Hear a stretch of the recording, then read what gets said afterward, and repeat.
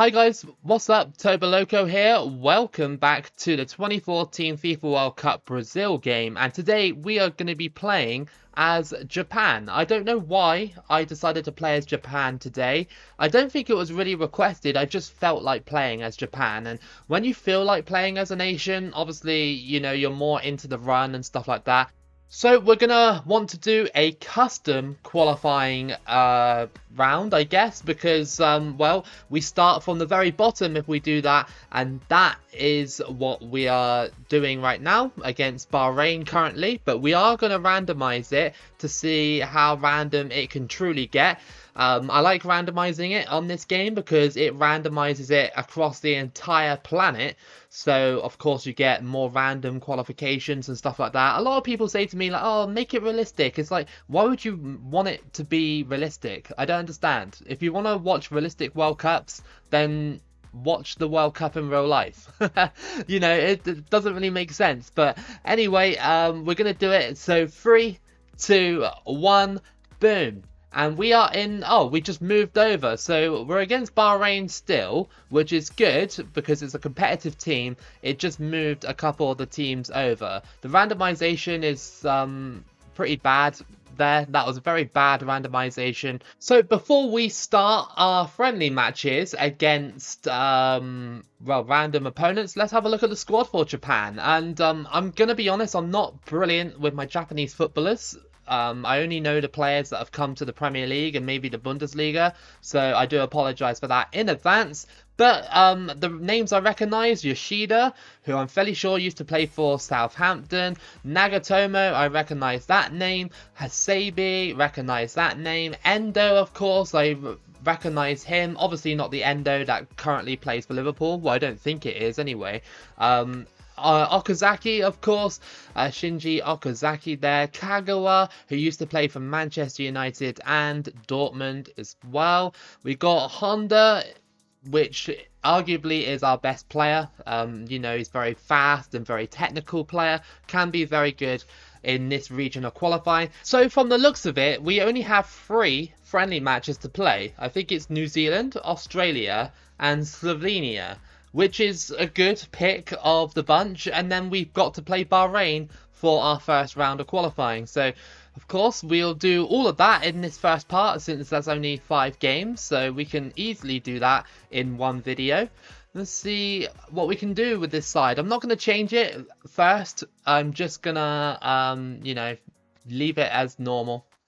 Here we go then. Japan versus New Zealand. We are away from home for this one, and qualifying campaigns with bigger nations like Japan or like when I did Portugal earlier on in the year, they're pretty simple with nations like that unless I play really bad. So expect me to perform reasonably well. But qualifying campaigns such as when I did Eritrea, that was really fun because obviously it was more challenging. Japan are one of the best teams in Asia, if not the best team in Asia. Okazaki out on the wing here. Did he do anything for Japan? Touches weren't that great. Into the middle. And it's rolled in for 1-0. That's Maeda with the goal. And, well, we're on the board. Japan have scored. It was a really, well-worked goal. It just wasn't really that clean. It was quite scrappy. Just a little tap in. Very, very simple. Maeda. And that's in. Maeda with a bit of trickery inside the box. And that is 2-0 to Japan. Fantastic start so far. I thought New Zealand would be harder to break down because every time I played against them, they're quite a tough team to break down. I know they're only a 2-star team, but this game can be pretty difficult sometimes. But Japan are making it look quite easy so far. Go on, go for it. Decent save there by the New Zealand goalkeeper. It was a great strike. It looked like it was going to go top bins, but no, denied. Honda. Into the middle. Look at this. It's in. And Okazaki has scored to make it 3-0 against New Zealand. And, well, again, the play was just so good. The way he stopped and fooled the entire defence was really something. And that is 3-0 to Japan. What a start we've had here. You know, campaigns like this, it might seem like they're a little bit on the boring side because a lot of people like to see me struggle and, you know, have dramatic matches and stuff. You know, I don't think we're going to get that with Japan until we get to, you know, the final stages of Asian qualifying and maybe even the World Cup. Maeda. He crosses that one in. And that's an own goal. An own goal by New Zealand. It's Winston Reid with the own goal. And, well, New Zealand's problems are just getting worse in this friendly match. It was just such a casual cross. I can't believe Winston Reid didn't actually, like, you know, clear that or anything. You know, not even a header or anything. New Zealand in behind here. And they scored. Okay, straight away. And Barbarousse has scored to make it 4-1 now. Fair enough, New Zealand. I mean, all they did was just poke it past my defence. Couldn't quite catch them up there. And a defensive breakdown for Japan. But we are 4-1 up, so it's fine. You know, it's the first match. Approaching the end of the game, it's going to be a corner to Japan. Can we get a fifth? Would be good. Nagatomo's got it on the edge of the box. Deflection. And Japan have been very, very strong in this match. Scoring some really nice goals. Some really well-worked goals. And, well, hopefully we can do that against harder opposition in the likes of Australia and Slovenia. I don't think Bahrain should be too much of a problem in our first qualifying round. You know, they're exactly the same rating as New Zealand, so they shouldn't be that much of a problem. But we'll see. It depends on how the squad is like, injuries, all that kind of stuff. So, yeah, good win for Japan. So our next match is going to be against Australia. As you can see on the right-hand side, I've made a couple of changes. I put Havenar up top with Nakamura on the left and Mayachi, the really quick player, on the right-hand side. So I want to see how they perform against a nation like Australia. So away from home, we're against Australia. Going to be much tougher to break them down than the likes of New Zealand. Of course, Australia are about the same level as Japan on this game, and probably in real life as well. Even to this day, they're probably very well matched up, both the teams. So, yeah, we'll see how we can get on. Over the top to Cruz. And that's a really good ball into the box. It's headed and it's caught. Okay, Australia's first chance of the game. Not a very powerful one, but still an attempt. Through ball. Here comes Honda. And that's saved. That was a good attempt. A very good through ball into that position. Tackled. Mayachi. And off the crossbar. And Mayachi could have got his first goal of this video. The speedy Mayachi there. Showing off some dribbling skills as well. Crossed in by Australia, and they somehow got that off, but it's offside. Okay, so both teams have had good chances. We had the chance to score, hit the bar, and obviously they scored, but it was offside. So, you know, nations like Australia are going to be super hard to break down because they are pretty much our qualifying rivals. So even though this is a friendly match, it's still going to be so hard to break a nation like Australia down. But it's good experience for the latter stages of the qualifying campaign if we get there. It is half time and it is 0-0 between these two. I expected this because even though it's a friendly match, it still feels like there's a bit of weight to it. Crossed in. Australia offside with that one. They haven't had too many chances. A couple of offside chances here and there, but Japan have been definitely the more livelier team. I think Australia have just been soaking up a lot of our pressure. Yeah, that's going to be 0-0. I mean, I'm not disappointed, but we had a lot of the chances, a lot of the shots. It's just that Australia were a little bit defensive in that one. Who can blame them, to be fair? Neither of these sides want to lose this game because it gives you sort of a one-up over the team that we're qualifying against, right? If Australia beat us, they're going to be like, oh, we just beat Japan, so we can do that again in qualifying in the future. But vice versa. If we beat Australia, I'd be like more confident I could beat Australia. So yeah, I think that's the fairest result we could get.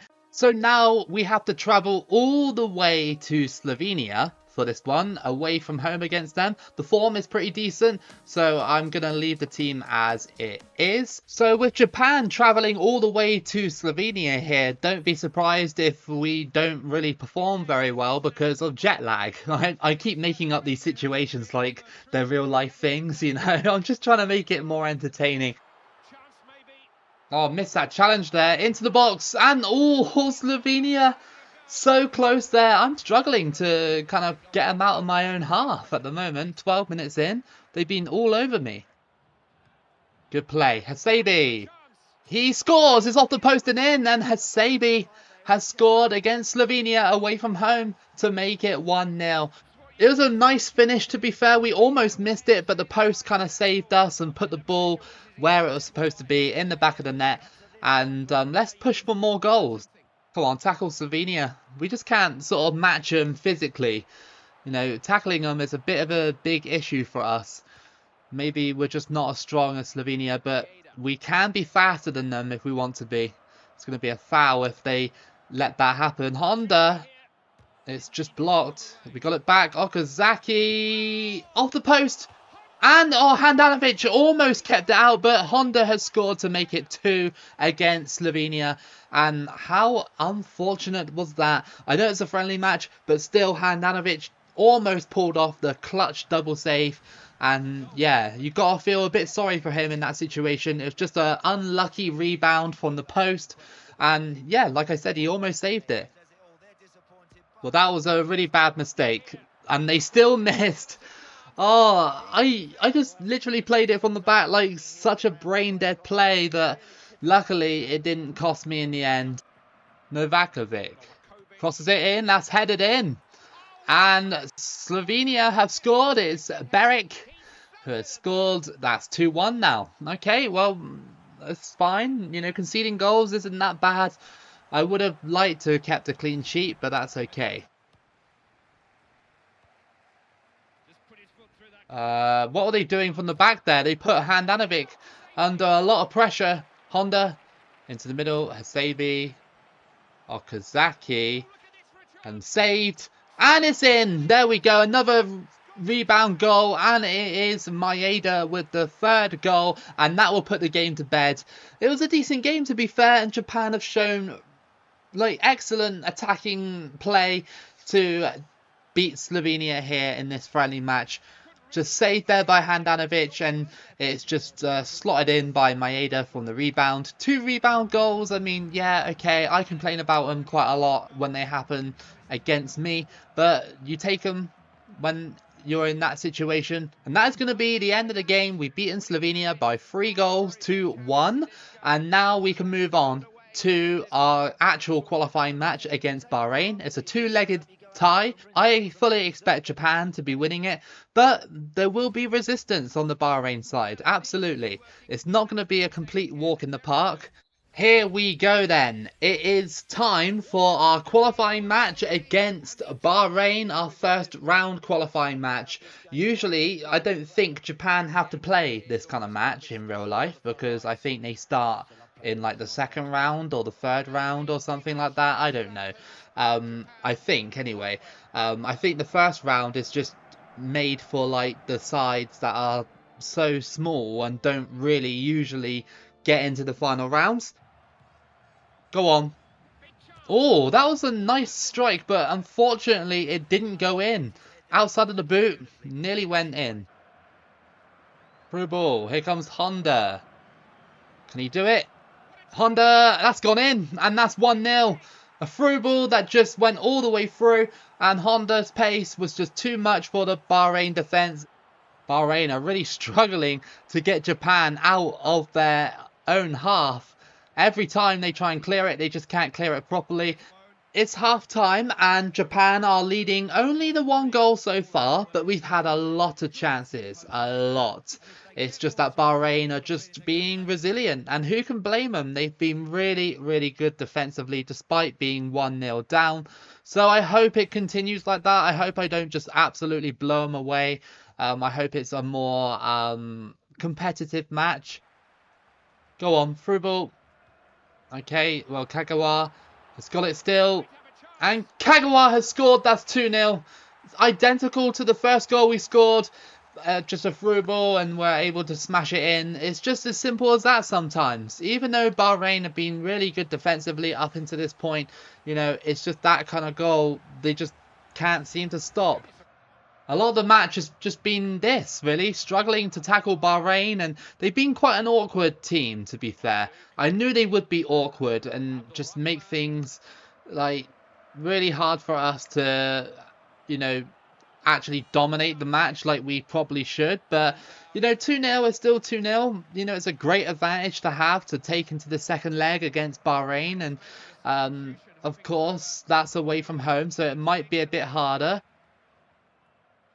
Honda, 90th minute. Is there anything for Honda? Yes, there is. It's a third, and we might have just finished this game off and this whole series off in literally this match. I don't think the second match really needs to be done, to be fair. 3-0, and I don't think Bahrain will be overturning that at home. You never know, but I think I could just play my reserves against them in the next match and just have an easy time. So the first leg of this qualifier done. It's a 3-0 advantage to Japan. Who would have expected anything different? And we go into the final match of this video against Bahrain away from home to finish off this tie. So for this match, obviously I've changed a lot of the team. I basically put some of the players that played against Australia on this lineup today just to see if they could have better luck against a team like Bahrain. I think doing it against Australia was a little bit too premature because they have no form and stuff like that. So maybe against Bahrain it could be a different story. Can I just say as well, like 2014 is just like so good at you know, the regions and stuff like that for like fans. As you can see in the background on the fans, most of them are wearing I don't know what their official word is for that kind of clothes and stuff, but you know what I mean. And a lot of people will be like, oh, that's just stereotypes by EA though. And it's like, well, no, because remember at the Qatar World Cup, whenever Qatar played a match, most people were dressed like that, right? So it's like, it adds a bit of realism to it. And Bahrain boot out of field, and this could be a chance. No, it's not. A bit of a dead game so far, but you know, I'm not really bothered, to be fair. We've already won the tie. Here we go. Japan might have a chance here. And it's saved. And the rebound. Again, another rebound. It is Nakamura who has scored the goal there to make it 1-0 against Bahrain. Good strike, especially from the rebound. We could have easily put it over the bar because I shot first time. And that's unlucky, Bahrain. Very unlucky. 4-0 in the aggregate scoreline. Havenar. Off the top of the bar by Havenar there. I like Havenar. He's pretty good. The problem is he's really clunky and slow to use on the ball. Like, he's got a really good strike on him, but it's just, yeah, it's just a bit clunky. Marzouk crosses it in and headed away. Bahrain are still trying to restore some pride to this fixture, which was lost a long time ago in the first fixture of this qualifying tie. But they are still trying, so respect to that. And it's taken away there by Hasabi. Into the middle, and there we go. That's a fifth. Nakamura again with the goal. And, well, it's completely out of reach now.